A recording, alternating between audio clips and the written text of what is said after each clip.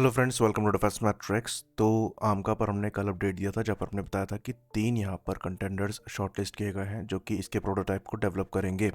तो 7 यहाँ पर पार्टिसिपेंट्स थे, जिसमें से 3 कंटेंडर्स शॉर्टलिस्ट किए गए थे। उनका नाम उस समय सामने नहीं आया था, जो कि अब आ गया है। तो उस वीडियो में भी ये चीज़ हमने प्रेडिक्ट करी थी कि लाइकली HCL इसमें नहीं होगा, और ये अब कन्फर्म्ड हो गया है। तो जो लेटेस्ट रिपोर्ट आ रही है उसमें 3 शॉर्टलिस्टेड कंटेंडर्स का नाम सामने आया है और इसमें HCL नहीं है। तो जो शॉर्ट लिस्टेड कंसोर्टियम्स हैं उसमें टाटा है, L&T है और भारत फोर्ज है। तो L&T का जो पार्टिसिपेशन है ये भारत इलेक्ट्रॉनिक्स लिमिटेड इनकी बेल और डायनामेटिक टेक्नोलॉजीज के साथ है।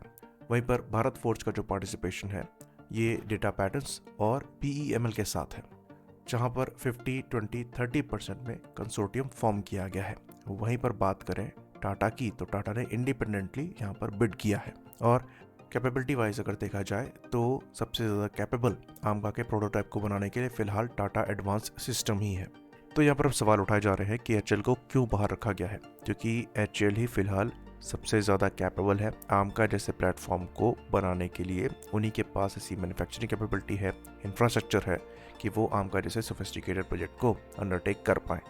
बाकी जो कंपनीज यहाँ पर पार्टिसिपेट कर रही हैं उनको ये कैपेबिलिटी डेवलप करनी पड़ेगी।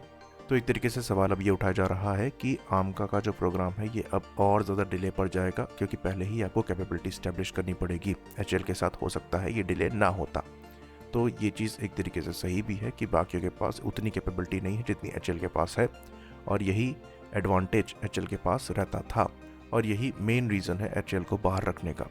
तो आमका प्रोग्राम के थ्रू जो कि इतना सोफिस्टिकेटेड होने वाला है, ये कोशिश है कि HCL के पास जो इंफ्रास्ट्रक्चर है, जो कैपेबिलिटी है, वो अब HCL के बाहर जाए और प्राइवेट फर्म्स भी इतने कैपेबल बने कि वो HCL के साथ compete कर पाएँ। तो हो सकता है आमका के डेवलपमेंट में यहाँ पर डिले हो, पर वो हमारे फ्यूचर को सिक्योर करेगा, जहाँ पर कंपटीटर्स हमारे पास होंगे किसी भी एरोस्पेस प्रोजेक्ट को अंडरटेक करने के लिए, और दूसरी जगह भी कैपेबिलिटी डेवलप हो पाएगी और कंपटीशन बढ़ेगा। तो कम से कम 2 कंपनीज आपके पास ऐसी एरोस्पेस में होनी चाहिए जो कि compete कर पाएँ। ये मॉडल रशिया में भी है, चाइना में भी है, US में भी है, पर इंडिया में नहीं है। ऑल्दो एयरक्राफ्ट के डिज़ाइन पार्ट को लेकर एयरोनॉटिकल डेवलपमेंट एजेंसी द्वारा ही ये प्रोजेक्ट लीड किया जा रहा है, जिन्होंने तिरस मार्क 1 और मार्क 2 बनाया है, और वो यहाँ पर कैपेबिलिटी प्रोवाइड करेंगे इन प्राइवेट फर्म्स को, ताकि वो इन प्रोटोटाइप्स को बना पाए। तो ये बात हम क्लियर कर दें कि यहाँ पर फिलहाल प्रोटोटाइप को डेवलप किया जाना है, और आने वाले 3 महीनों में इन तीनों कंटेंडर्स में से एक को शॉर्टलिस्ट किया जाएगा। तो यहाँ पर कोशिश है कि आने वाले 3 से 4 साल में प्रोटोटाइप को डेवलप करके फ्लाई करा दिया जाए, और ये तभी प्रोसेस है अगर ये सिलेक्शन प्रोसेस समय पर एग्जीक्यूट हो। इसलिए 3 महीने का टाइम यहाँ पर दिया गया है।